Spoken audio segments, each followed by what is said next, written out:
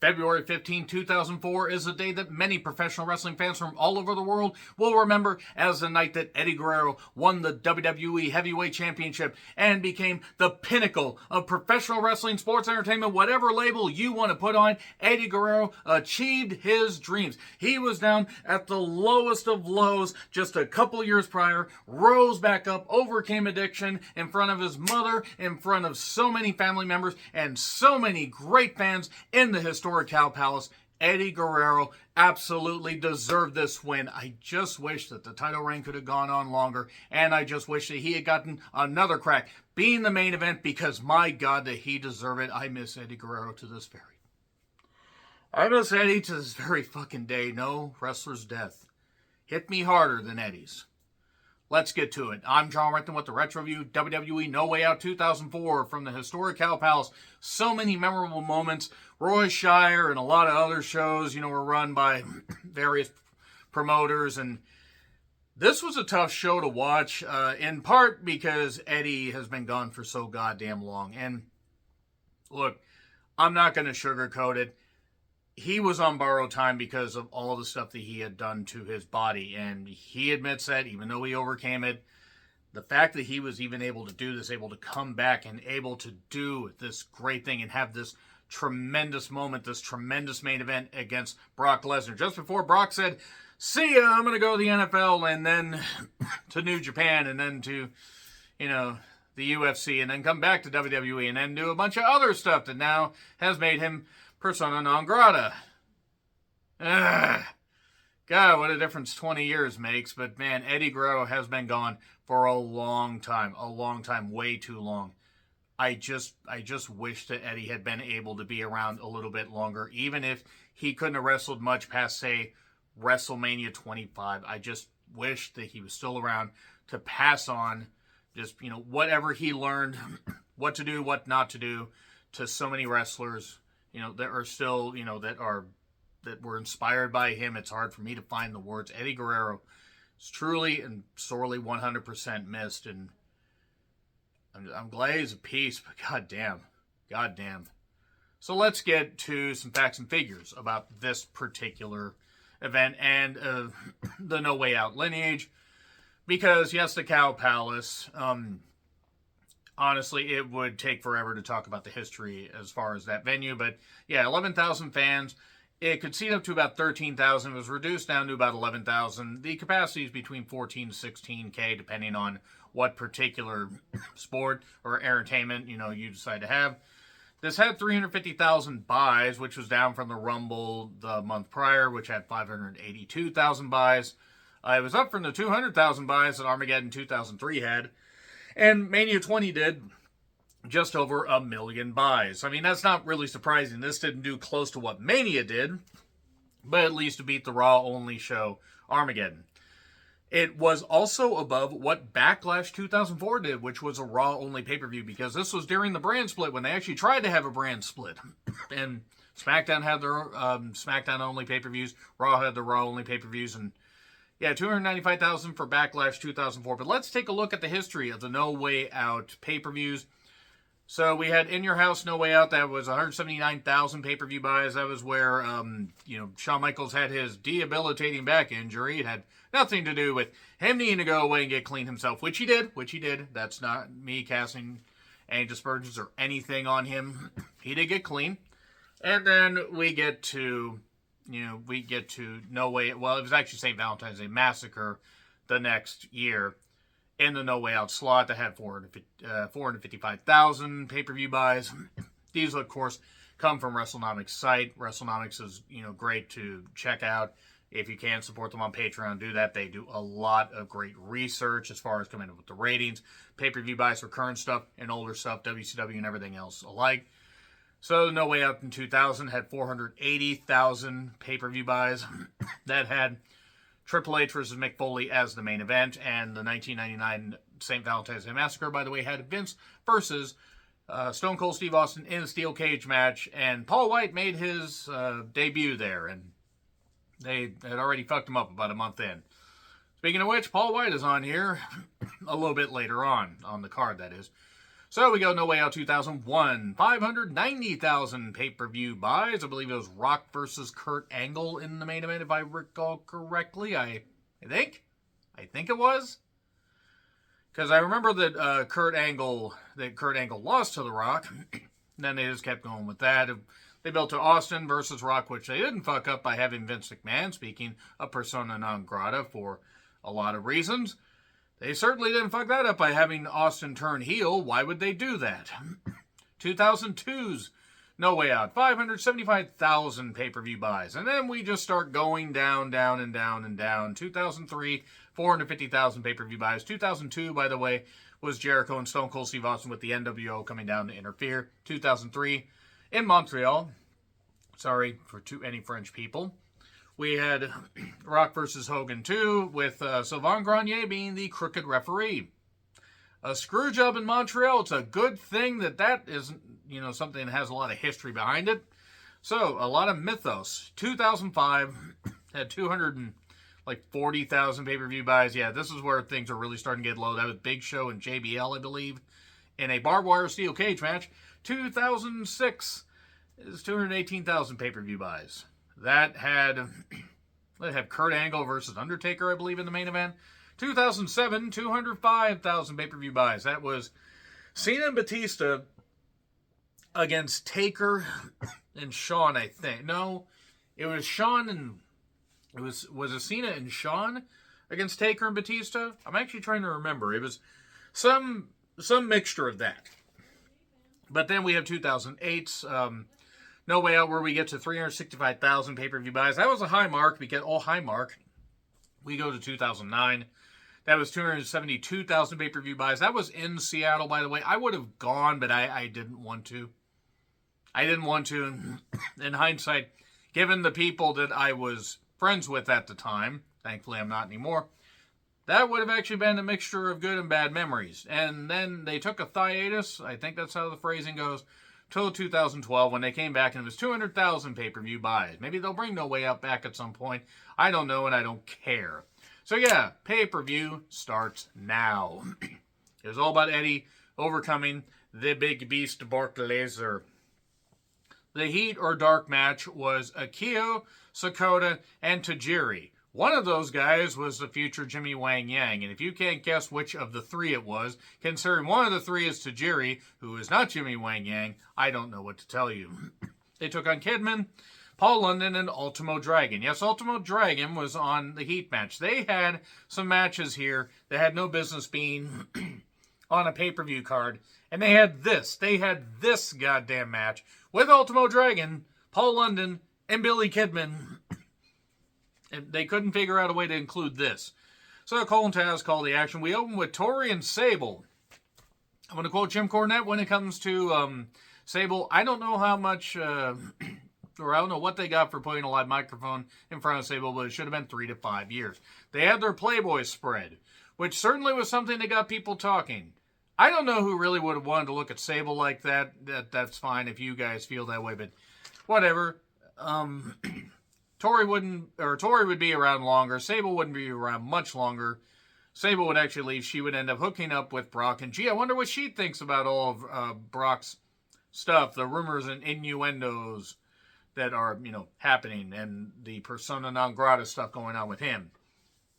So remember WWE Originals when they had, when they had the WWE talents doing their own stuff like Rey Mysterio, doing a rap and Booker T, and there wasn't all that much to it. It was pretty goddamn shit, actually, as I recall.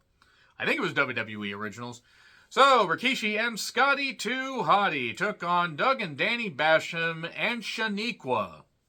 It's a handicap match for the WWE Tag Team Championships. Remember when they tried to push Linda Miles, and Linda Miles had no talent and no business being on a wrestling program because, yeah, she looked impressive. So do a lot of people. A lot of statues look impressive, and you wouldn't want to put statues in the ring. But statues would bump better and actually provide more beneficial stuff than Linda Miles did to professional wrestling because Linda Miles did not belong in wrestling.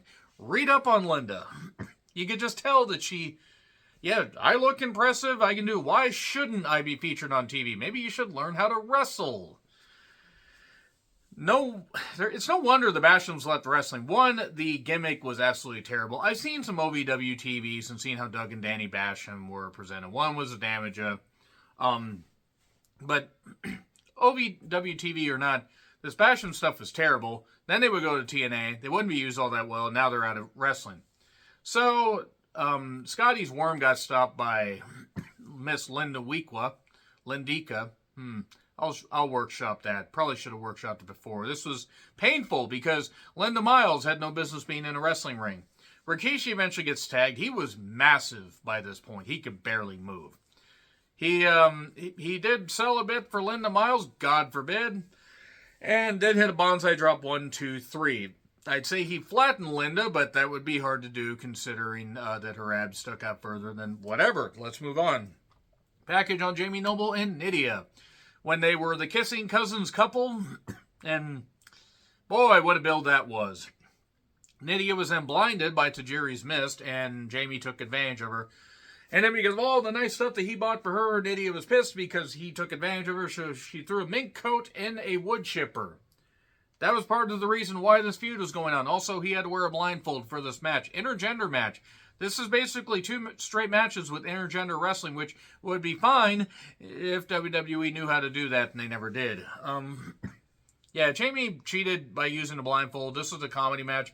Whatever happened to Nydia? Where did Nydia end up going? I know she left wrestling. I hope she's doing well. I think somebody told me a while ago when I did a retro review of a show she was on, but I genuinely can't remember.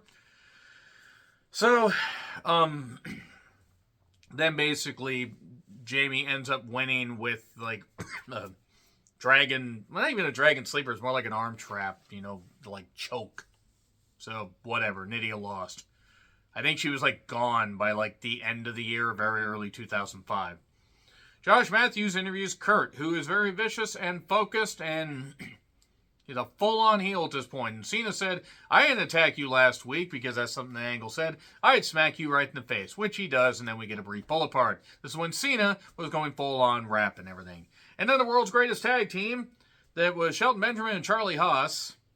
I hope Charlie Haas is doing better because I know he's been going through some health issues. Took on the APA. Speaking of health issues, Bradshaw had a bad arm and favored it.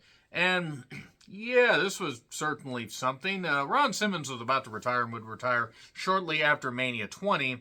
And then Bradshaw would become JBL and become one of the biggest pricks in the company, which he certainly wasn't by this point. Why would you say that? So, it was fine. There was arm focus. Farouk got targeted. Bradshaw got tagged in, hit the clothesline from hell, but with the bad arm because it was with this arm. And then Shelton hits a kick, and we get a cover 1, 2, 3. I mean, the APA were about out by this point. I mean, they were pretty... It's weird that the APA felt like over in 2001, maybe even into like early 2002. And by this point, they felt like a relic. One, Ron Simmons had already been beat up from football, had already been wrestling for a number of years, and Bradshaw had been wrestling for a number of years. And quite frankly, Bradshaw was not the athlete that Farouk was, or Ron Simmons was. Bradshaw got by on size and promo. Ron got by on raw ability and being a beast.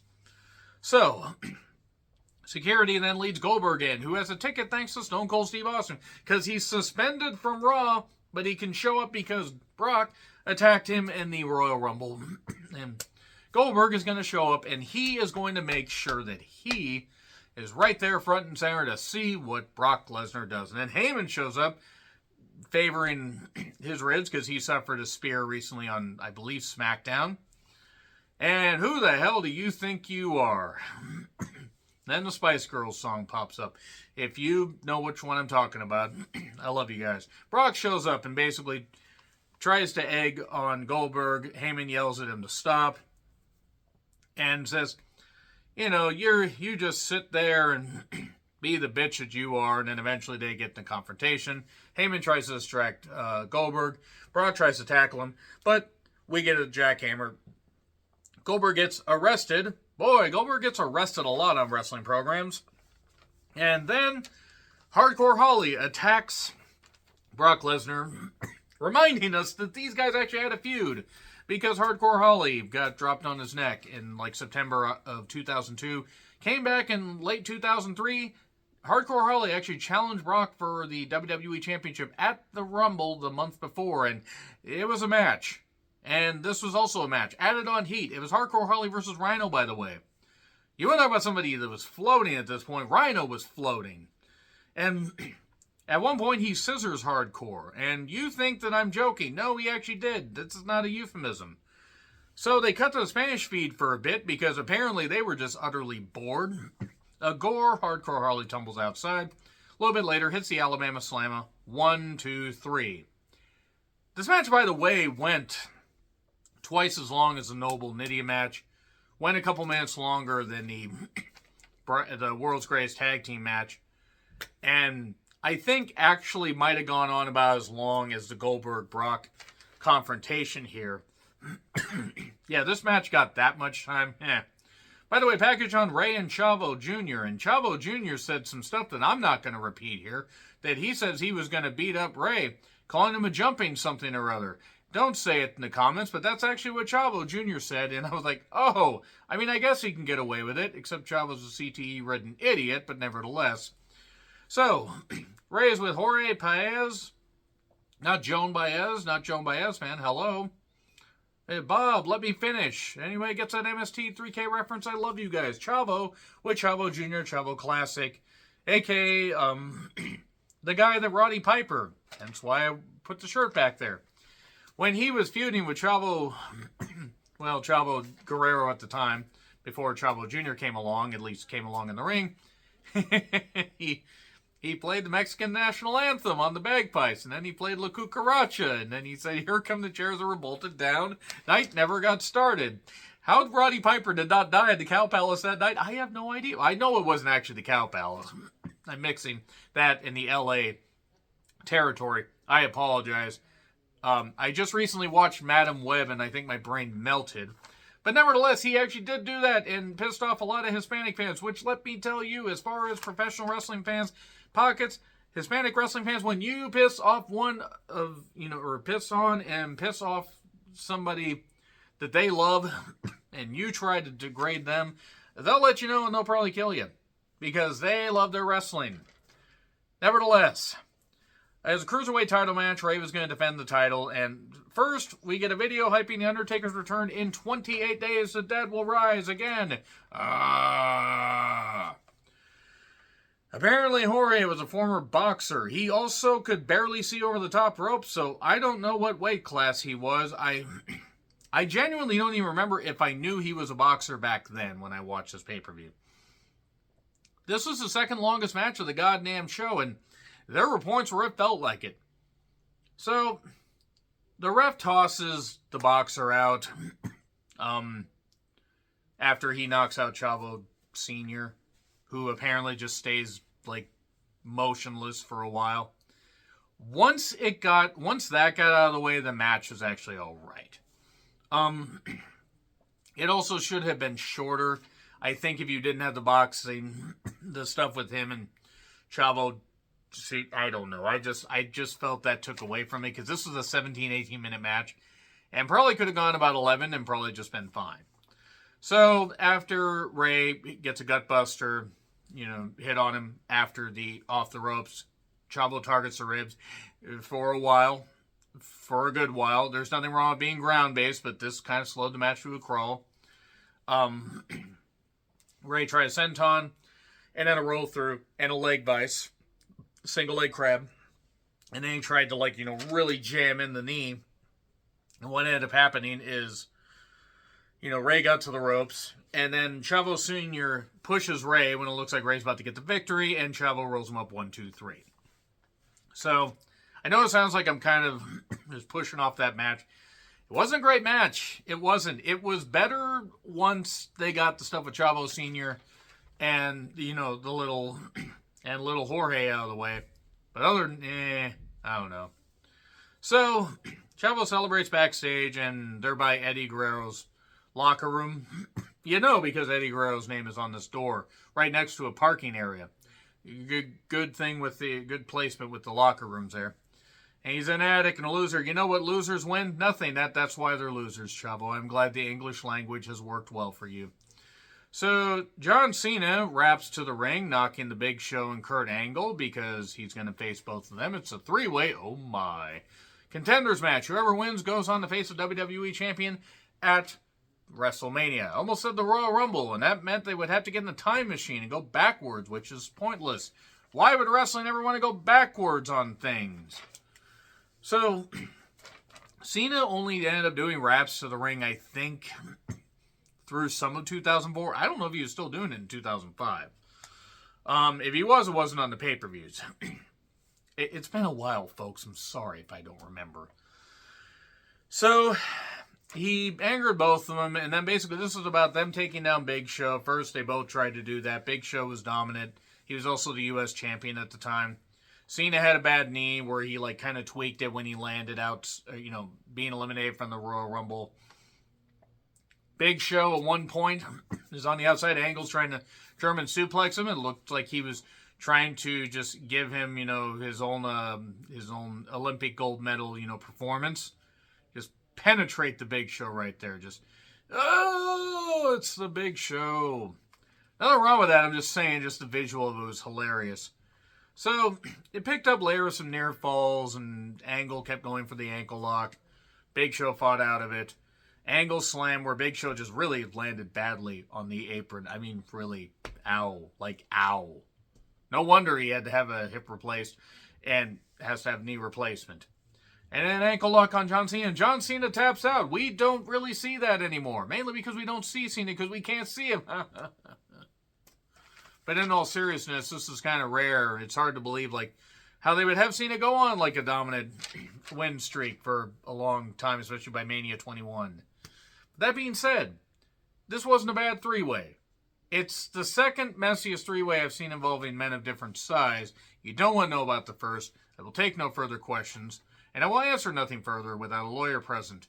But we then get a package on Brock and Eddie. They had a 10 to 14 day build. They did not have a long build for this. They made the most of it. Brock could berate him. Then he did the sombrero stuff and mocked the Mexican culture. Jives with how Brock probably is politically. And Eddie and Brock had their match, WWE Championship. I'm not going to get into massive detail and dissect this whole thing. Beyond the fact, Eddie's family was there in the front row. They were near the commentary team, I believe. His mother was there. I believe Mondo was there. I think a couple other family members are there. And it was Eddie's veteran status and ability against Brock's just power and just the fact that he's just oversized compared to Eddie. So Eddie's flurries always got stopped. There were, belly to bellies. There was clubbing blows. Brock was beating him down. Eddie would get a flurry to instantly get stopped down. They built this well. My only issue is I don't think this match needed to go 30 minutes. Now, it was a very good match, but I think there are things they could have cut out of this. Maybe made about a 20-minute match and done well with it. But then again, there was a point near the end where everything just kind of ground to a halt because they had to have Goldberg come back in. So maybe that's why the time ran so long. So Eddie gets Brock down, slams his knee into the post. He's trying to target it more, but gets stopped. Brock takes back over, and then we get a spot in the corner where Brock runs at him and tries to hit him with a knee where even if he had connected with Eddie, he would have just flown over the top anyway. Brock took that, tumbled outside. Eddie hit a plancha, got back in the ring. Brock stopped him again and was just berating him, stand over him. And then Eddie managed to get the knee bar, and that's where things really picked up. And then the STF, and the crowd's really getting going now. I'm getting goosebumps. I just watched this shit. It was great. And you start to feel it. You start to feel Eddie might actually have a chance. The figure 4 spot, he kept chopping him down. And then Brock kept the pressure on. Pressure pushing down on me, pushing down on you. And a frog splash misses, and Brock's he hits an F5, and then the referee takes a bump and goes into a coma for about 8 years. And then Goldberg chants, because the crowd knew what was going to happen. That wasn't taken away from Eddie's moment, but they had to get a reason for why Brock lost. Even though Eddie is a great, is a great wrestler, one of my all-time favorites personally, and somebody that I, again, still wish had been able to beat Batista for the world title. If he had been able to beat him, that might... God, and Batista... Oh, how much Batista got upset about that. You feel bad. You really feel bad for Batista. What a good guy. And then Brock gets the title. And the referee's still, just, you got to poke him with a stick. I don't want a 3 count today. And then turns around, here's Goldberg, smashes him with a spear.